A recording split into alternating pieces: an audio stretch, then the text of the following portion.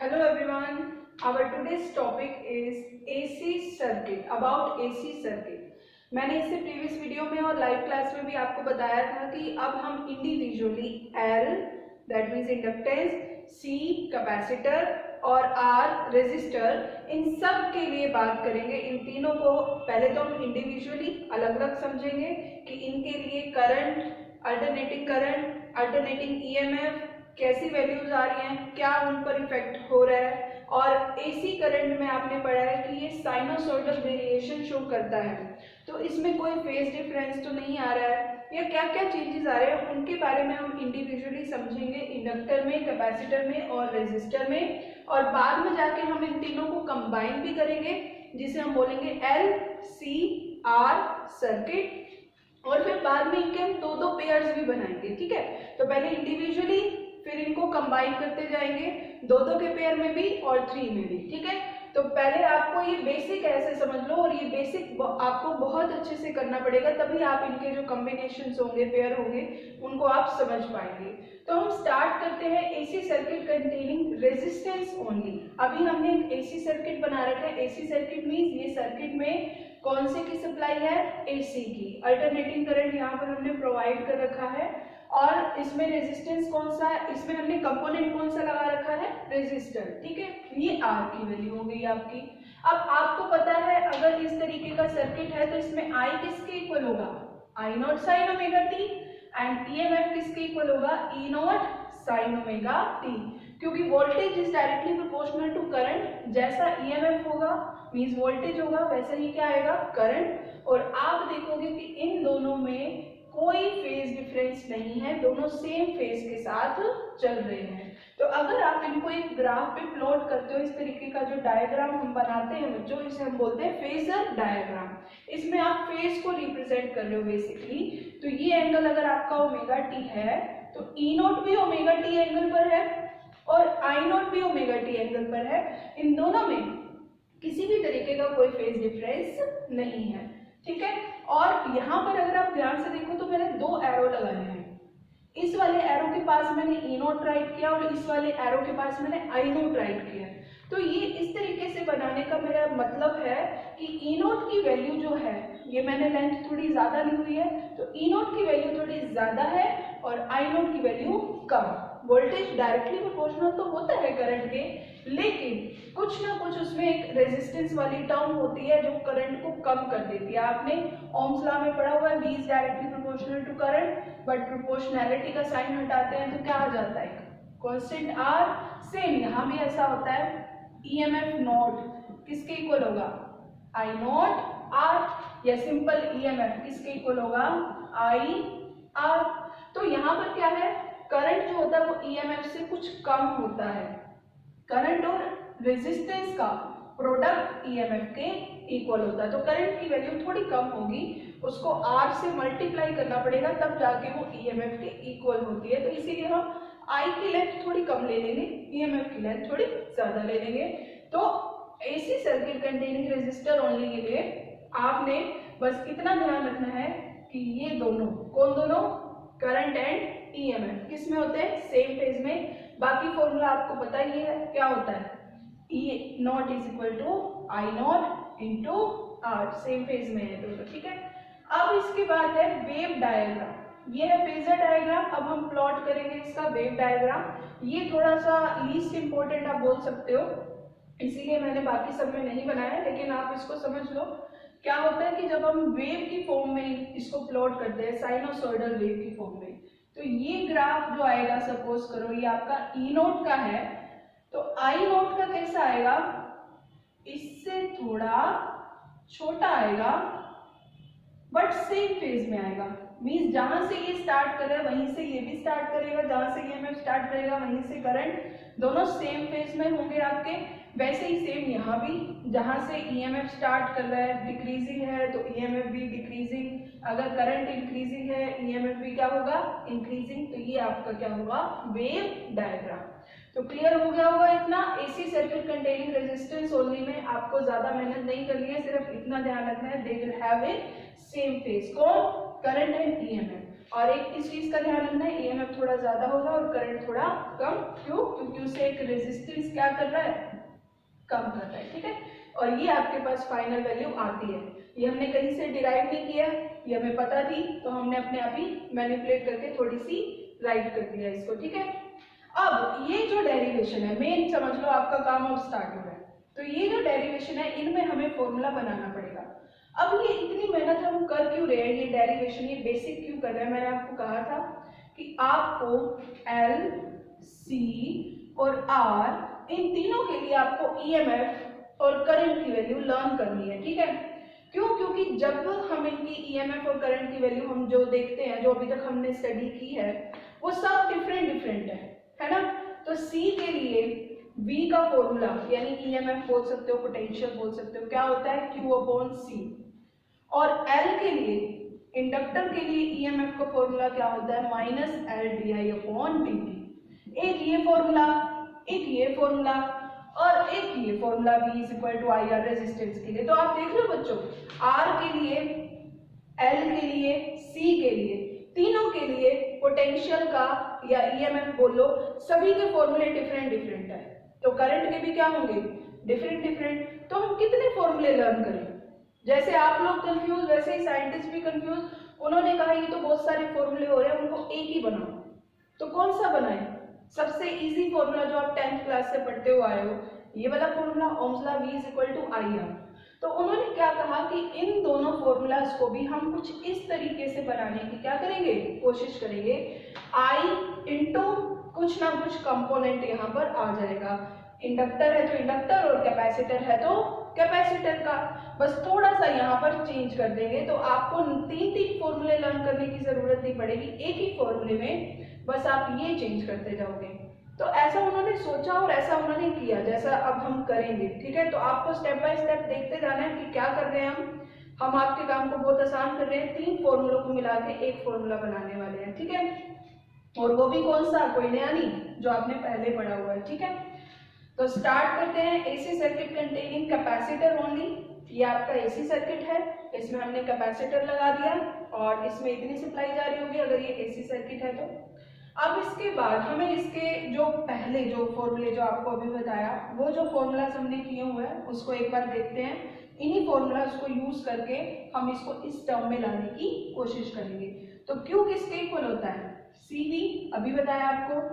और EMF किसके equal होता है, E0 sin ω-t, अगर आप अल्टरनेटिंग करंट की टर्म में देख रहे हो तो यहाँ पर हम V की जगह क्या राइट कर सकते हैं बच्चों, EMF राइट कर सकते हैं, क्योंकि यहाँ भी हमें EMF की टर्म में गिवन है तो यहाँ हमने EMF कर दिया। वोल्टेज EMF एक ही बात है। तो ये Q = CE हो गया। From equation first and second ये दोनों को आप इक्वल पुट करो। आप E की जगह क्या पुट कर दोगे, E0 sin ω-t। तो क्या इक्वेशन बन गई, Q = C E0 sin ω-t। समझ में आ रहा है स्टेप बाय स्टेप। स्टार्टिंग कैसे करनी है, कैपेसिटर है तो ये कितनी वोल्टेज दे रहा होगा, इतनी, बट अल्टरनेटिंग कितनी दे रहा है, इतनी। दोनों को इक्वल पुट करके एक रिलेशन आ गई। अब हम यहाँ पर आपको Q दिख रहा है और यहाँ पर sin ω-t दिख रहा है। आपको EMF से करंट तक पहुंचना है ताकि आप EMF और करंट की आपस में एक रिलेशन फाइंड आउट कर सको। तो ये आपको Q दिख रहा है तो आपको करंट का फॉर्मूला पता है, क्या होता है, rate of flow of charge, and for small differential term dQ/dt। तो बेसिकली अब हम इसे डिफरेंशिएट कर देंगे both side with respect to time. समझ में आ गया आपको, ये स्टार्टिंग होगी, ये कंसेप्ट हो गया। इसके बाद अब आपको सॉल्व करते जाना है, आंसर आ जाएगा।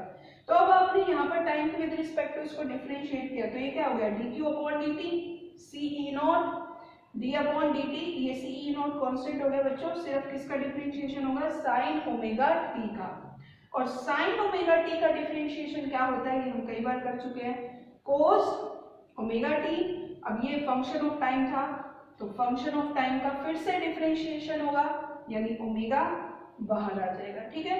तो sin ω-t का डिफरेंशिएशन क्या हो गया, ओमेगा cos ω-t।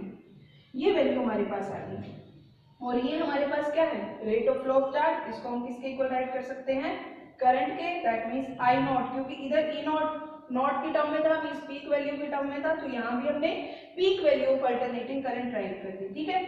अब उसके बाद ध्यान से देखो, हमें इसको पहुंचाना है साइन तक, क्योंकि करंट किसके फेज डिफरेंस में चल रहा है, साइनोसॉइडल वेरिएशन में चल रहा है, उसके फेज डिफरेंस में, कोस में नहीं चल रहा। तो कोस को आपको साइन में कन्वर्ट करना है। तो कोस ओमेगा टी किसके इक्वल होता है बच्चों, कोस थीटा किसके इक्वल होता है, साइन 90 प्लस थीटा के भी इक्वल होता है और साइन 90 माइनस थीटा के भी इक्वल होता है। ये डिपेंड करता है कि हमें क्या चाहिए। अब यहाँ पर हमें ज्यादा कुछ देखने की जरूरत नहीं है, हम डायरेक्ट प्लस वाली टर्म ले लेंगे, लेकिन नेक्स्ट वाले में मैं आपको बताऊंगी माइनस वाली टर्म आएगी, क्यों आएगी वो देखेंगे अभी हम बाद में। तो यहाँ पर मैंने कोस ओमेगा टी को क्या राइट कर दिया, sign omega T plus pi by 2 या पाई बाई 2 प्लस ओमेगा टी, कैसे भी लिख सकते हो। मैंने डायरेक्ट इसको ऐसे राइट कर दिया, नहीं तो आप नोट्स वगैरह में देखो या बुक में देखो तो क्या लिखा होगा, पहले पाई बाई 2 यानी 90 फिर ओमेगा टी, लेकिन प्लस है तो आप दोनों को आगे पीछे कर सकते हो, आपकी मर्जी है। तो क्या हो जाएगा, omega C E not sine omega T plus pi by 2, इस फॉर्म में हमने इसको राइट कर दिया। तो अगर आप इस इक्वेशन को बच्चों ध्यान से देखो, तो करंट की जो वैल्यू आ रही है वो क्या आ रही है, अब साइन ओमेगा टी की टर्म में नहीं आ रही, ओमेगा टी में कुछ ऐड हो रहा है, कितना ऐड हो रहा है, 90 डिग्री। मींस अब करंट जो है वो इस ईएमएफ से, क्योंकि इस साइड ईएमएफ की वैल्यू है, तो इस ईएमएफ में साइन ओमेगा टी में कुछ ऐड होने के बाद आपको करंट मिलेगा। दैट मींस करंट की वैल्यू ज्यादा है और इसका मतलब करंट क्या कर रहा है, लीड कर रहा है, और ईएमएफ जो है वो थोड़ा सा उससे पीछे चल रहा है, ईएमएफ लैग कर रहा है। और इन दोनों में ही कितने का फेज डिफरेंस है, पाई बाई 2। अब आपको समझ में आई रेजिस्टेंस में क्या था, फेज डिफरेंस नहीं था, जिस डायरेक्शन में करंट जा रहा है उसी डायरेक्शन में ईएमएफ था, दोनों की डायरेक्शन सेम, बस ईएमएफ थोड़ा ऐसे मतलब ऐसे समझ लो इसकी वैल्यू ज्यादा थी और करंट की वैल्यू कम थी। अब इसमें क्या है, ईएमएफ जो है अगर करंट सपोज करो इस डायरेक्शन में जा रहा है तो ईएमएफ उससे 90 डिग्री पर आगे चल रहा है, इस डायरेक्शन में आगे की तरफ जा रहा है, या फिर अगर ईएमएफ इस डायरेक्शन में है तो करंट इस तरफ 90 डिग्री जो है वो आगे की तरफ चल रहा है। तो इनके में एक फेज डिफरेंस हो गया, एक एंगल का डिफरेंस हो गया। तो ये चीज आपको सबसे इंपॉर्टेंट होगी आपकी, ये आपको लर्न रखनी है कि कैपेसिटर में, बाकी मैं अभी एक लास्ट में ट्रिक बताऊंगी इसको लर्न करने की, अभी आप इतना ध्यान रखो कि इसमें करंट लीड करता है और इसमें ईएमएफ लैग करता है यानी पीछे चलता है। अब इसका हम फेजर डायग्राम बनाएंगे, ग्राफ प्लॉट करेंगे। तो ये अगर हम अज्यूम कर रहे हैं ई नोट के लिए, ये हमने फिक्स कर दिया सपोज, ठीक है। तो ई नोट कितने पर था, ओमेगा टी एंगल पर था, ये ओमेगा टी हो गया, लेकिन करंट इससे भी 90 आगे चल रहा है, मैंने अभी आपको पहले बताया। तो ये 90 डिग्री इसमें और ऐड कर देंगे, तो ये किसकी हो गई, डायरेक्शन करंट की, कि करंट यहाँ है, लेकिन लेंथ अभी भी करंट की क्या होगी, ईएमएफ से छोटी ही होगी, ज्यादा नहीं हो जाएगी, लेंथ अभी भी छोटी ही होगी, वैल्यू कम ही आएगी, लेकिन उससे आगे चल रहा है, भले ही उसकी वैल्यू कम है लेकिन उससे ईएमएफ से आगे चल रहा है करंट, ठीक है। तो आई होप ये क्लियर हो गया होगा, ये बात भी समझ में आ गई होगी कि ईएमएफ में कुछ ऐड होने के बाद करंट आएगा, दैट मींस करंट लीड करता है, ठीक है। अब हम आ जाते हैं इसमें जो छोटी छोटी इंपॉर्टेंट बातें हैं वो समझ लेते हैं। फॉर मैक्सिमम करंट, अब हम ये साइन को हटाना चाहते हैं, हम देखना चाहते हैं करंट किसके इक्वल आ रहा है, मैक्सिमम। तो मैक्सिमम है तो साइन की वैल्यू 1, इस पूरे को 1 पुट कर दिया, तो आई नॉट किसके इक्वल हो गया, ओमेगा सी ई नॉट, ठीक है। ई नॉट ओमेगा सी या ओमेगा सी ई नॉट बात एक ही है। तो ई नॉट किसके इक्वल हो गया, आई नॉट बाय ओमेगा सी, और यहाँ पर 1 बाय ओमेगा सी को बच्चों क्या राइट कर दिया, X C, 1 by omega C को क्या राइट कर दिया, एक्स सी, क्योंकि आप यहाँ देख रहे हो कि करंट को ये अपोज कर रहा है, रोक रहा है, और ये एक तरीके से किसकी तरह काम कर रहा है, रेजिस्टेंस की तरह। देखो इस फॉर्मूले से आई नॉट किसके इक्वल होगा, E not upon X C, means ये जो एक्स सी है वो इस करंट को क्या कर रहा है, अपोज, इनवर्सली प्रोपोर्शनल है, मतलब रोक रहा है एक तरीके से। तो ये कहीं ना कहीं रेजिस्टेंस से मिलता जुलता है, तो इसको हम रेजिस्टेंस नाम तो नहीं देंगे, रेजिस्टेंस जो हो गया एक का नाम, इसको थोड़ा उससे मिलता जुलता नाम दे दिया हमने, क्या नाम दे दिया, रिएक्टेंस। क्या नाम दे दिया, और ये कैपेसिटर के केस में आया है तो कैपेसिटिव रिएक्टेंस ये नाम इसका हमने रख दिया। तो देखो कहीं ना कहीं बच्चों हम लोग सक्सीड कर गए उस प्रोसेस में जो मैंने आपको स्टार्टिंग में बताया था कि अब हमें अलग अलग फॉर्मूले लर्न नहीं करने हैं, एक ही फॉर्मूला लर्न करना है हमें, और उसी टर्म में हम बाकी सबको चेंज करते जाएंगे। तो रेजिस्टेंस की टर्म में फॉर्मूला क्या था, E nought is equal to I nought R, और अब हमारे पास फॉर्मूला क्या हो चुका है, E nought is equal to I nought XC। बस ये R की जगह देखो बच्चों क्या हो गया, XC हो गया। R रेजिस्टेंस है, इसका नाम, ये भी रेजिस्टेंस जैसी ही प्रॉपर्टी है इसकी, बट रेजिस्टेंस नाम नहीं दे सकते, हमने इसका नाम दे दिया कैपेसिटिव रिएक्टेंस। ओके, और XC किसके इक्वल है, 1/ωc के इक्वल है। तो कुछ समझ में आया होगा, धीरे धीरे बेसिक है, तभी मैं पूरा ये एक साथ इतना सारा कुछ बोर्ड पे लिखा हुआ है, लास्ट तक में आपको सारी चीजें क्लियर हो जाएंगी। ठीक है, तो इसमें आर के केस में कोई फेज डिफरेंस नहीं था, साथ साथ चल रहे थे। इस केस में करंट लीड कर रहा है, ईएमएफ लैग कर रहा है, और आर की जगह बस अब हमें ये वाला फॉर्मूला लर्न करने की जरूरत नहीं है, हम सीधा ये वाला फॉर्मूला लर्न करेंगे, E not is equal to I not X C. And what is X C, it is capacitive reactance, और इसकी वैल्यू है 1/ωc।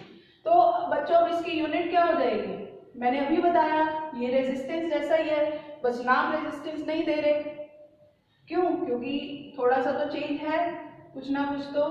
तो ये XC की यूनिट भी क्या होगी, रेजिस्टेंस जैसी ही होगी।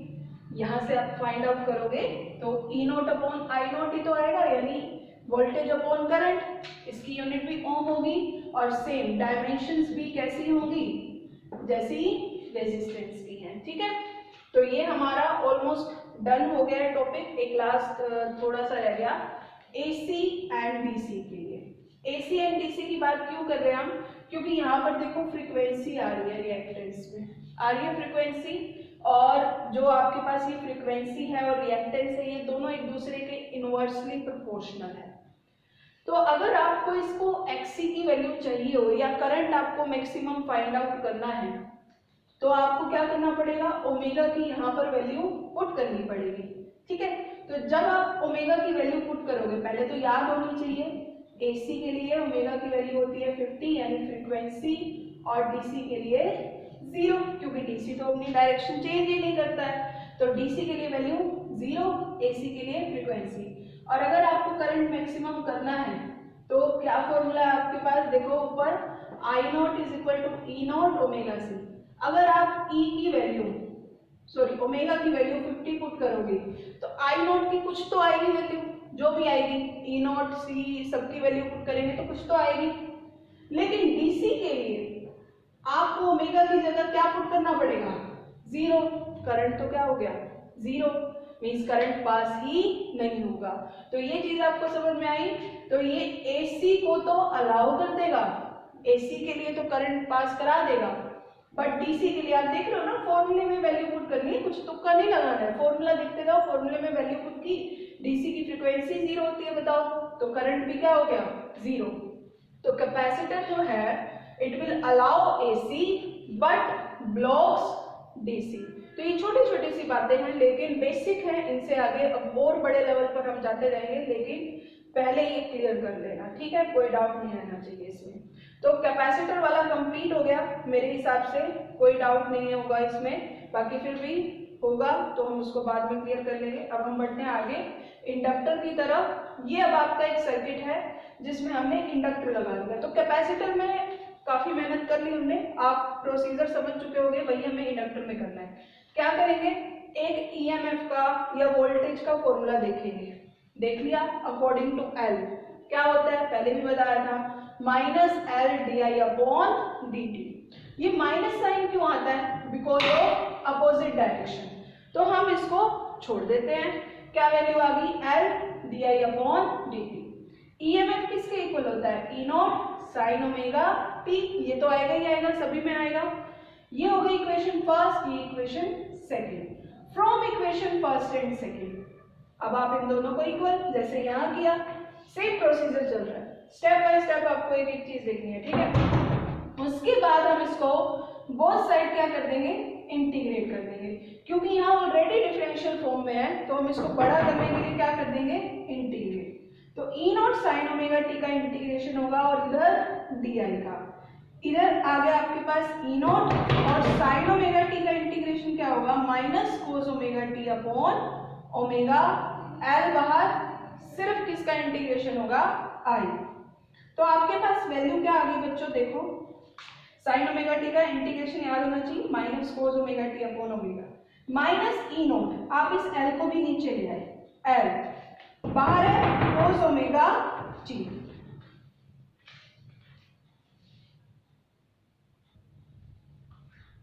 हाँ तो बच्चों cos ओमेगा टी तक हम पहुंच चुके थे, इंटीग्रेशन हो चुका था, एल हमारा डिवाइड में आ गया था। अब cos ओमेगा टी को भी वही बात हमें साइन की टर्म में चेंज करना है, क्योंकि हमारे को जो वेरिएशन लिखनी है वो साइनोसॉइडल में देखनी है। तो हम cos ओमेगा टी को क्या राइट कर देंगे, साइन, अब वही बात मैंने कहा ना, प्लस भी हो सकता है माइनस भी, साइन 90 माइनस थीटा भी हो सकता है और साइन 90 प्लस थीटा भी हो सकता है। बट यहाँ पर हमारे पास जब हमने इंटीग्रेशन किया था बच्चों तो कौन सा साइन आ गया था, माइनस का। तो इस माइनस साइन को हमें खत्म करना है, इसीलिए हम यहाँ पर कौन सा वेरिएशन लेंगे, कौन सा फॉर्मूला लगाएंगे, pi by 2 minus omega T, यानी 90 माइनस थीटा वाला हम फॉर्मूला लेंगे, ठीक है, प्लस वाला नहीं लेंगे। अब ये मैंने 90 माइनस थीटा यानी pi by 2 minus omega T right कर दिया। अब ये माइनस साइन है, इस ये वाला माइनस साइन, इसको अंदर ले जाएंगे तो बच्चों क्या होगा, मैं इसी में कर रही हूँ, स्पेस नहीं है मेरे पास इतना, तो ये हो जाएगा omega T minus pi by 2। तो अगर आप इन दोनों को ध्यान से देखो, वही बात, ईएमएफ में कुछ माइनस हो रहा है, ईएमएफ का जो भी फेज था साइन ओमेगा टी, उसमें कुछ माइनस होने के बाद आपको करंट मिल रहा है, ये आई नोट होगा, इसको आई नोट अज्यूम कर लो, ये आपको करंट मिल रहा है, तो क्या हो गया, मींस करंट कम हो गया। तो इस केस में आपका करंट पीछे चल रहा है लैग और ईएमएफ क्या चल रहा है, आगे चल रहा है, दैट मींस लीड्स, ठीक है। तो ऑल क्लियर, जो इसमें चल रहा है वो इससे अपोजिट हो गया इसमें। For maximum current, maximum current के लिए ईएमएफ नॉट की वैल्यू क्या होगी, आई नॉट ओमेगा एल, यहीं से निकाली हमने, कहीं से कुछ नया नहीं किया है। अब इसमें हम साइन को 1 पुट कर देंगे तो ई नॉट किसके इक्वल हो जाएगा, आई नॉट इंटू ओमेगा एल, और ओमेगा एल को भी हम एक सिंबल की तरह रिप्रेजेंट करेंगे, किसके इक्वल राइट कर देंगे इसको, एक्स एल, और एक्स एल किसके इक्वल होगा, ओमेगा एल, नाम क्या होगा इसका, इंडक्टिव रिएक्टेंस, ठीक है। और इसमें भी हम ये चीज चेक करेंगे कि ये किसको अलाउ कर रहा है, एसी को या डीसी को। तो आप समझ चुके हैं सब कुछ उल्टा चल रहा है तो ये भी उल्टा होगा, ये एसी को अलाउ करता था तो ये डीसी को करेगा, और एसी को बल्कि ये ब्लॉक करेगा, क्योंकि इसमें अगर आपको करंट मैक्सिमम करना है, ठीक है, तो आपको फ्रीक्वेंसी क्या चाहिए होगी, कम, और अगर आपको करंट मिनिमम करना है तो फ्रीक्वेंसी ज्यादा। तो एसी के लिए वैल्यू कम आएगी क्योंकि आप यहाँ 50 पुट करोगे, ठीक है, तो कुछ वैल्यू आएगी जो भी आएगी। और अगर आप डीसी के लिए फाइंड आउट करना चाहोगे तो आपको डिवाइड में 0 करना पड़ेगा, और डिवाइड बाय 0 तो इनफाइनाइट वैल्यू होती है, तो ये डीसी को तो अलाउ कर देगा बट ब्लॉक कर देगा एसी को। तो ये टॉपिक क्लियर हो गया मेरी तरफ से, और मैंने आपको बताया था, मैं एक ट्रिक बताऊंगी याद रखने की कि किस में आगे चल रहा है किस में पीछे चल रहा है। तो उसके लिए आपको ये याद करना है कि जो फैन होता है बच्चों हमारा, उसमें लगा होता है कैपेसिटर, ये वर्ड तो सबने सुना होगा मोस्टली, और जो ट्यूबलाइट होती है उसमें लगा होता है इंडक्टर। और आपको पता है स्विच ऑन करते ही हैं, अगर आप दोनों का एक साथ स्विच ऑन करो, ट्यूबलाइट का भी और फैन का भी, तो फैन पहले स्टार्ट होगा बल्कि ट्यूबलाइट बाद में ऑन होगी। तो इंडक्टर ट्यूबलाइट में लगा होता है, इसी वजह से इसमें करंट पीछे चलता है, ये बाद में ऑन होती है, और ईएमएफ आगे चल रहा होता है। और कैपेसिटर में यानी जो फैन है वो जल्दी स्टार्ट हो जाता है, क्यों, क्योंकि इसमें करंट आगे चल रहा होता है, लीड हो रहा होता है, और ईएमएफ पीछे चल रहा होता है, that means lags. Okay students, that is it for today.